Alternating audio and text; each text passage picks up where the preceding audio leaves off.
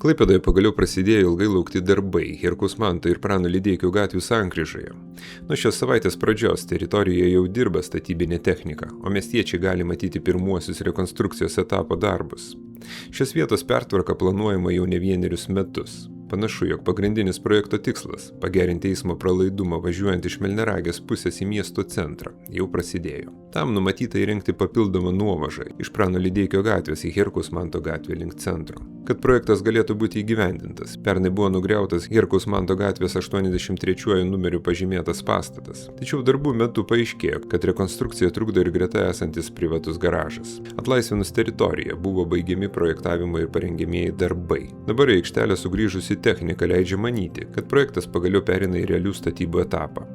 Pagal anksčiau skelbtus planus, čia turėtų atsirasti ne tik nauja nuovaža, bet ir automobilių stovėjimo vietos bei sutvarkyta aplinka šalia istorinių karių kapinių. Kiek tiksliai truks darbai ir kokie eismo ribojimai laukia vairuotojų artimiausiais mėnesiais, viešų duomenų kol kas neradome. Tačiau akivaizdu, kad viena labiausiai aptarinėtų miesto sankryžų pagaliau sulaukė permainų. Likite su Klaipėda TV.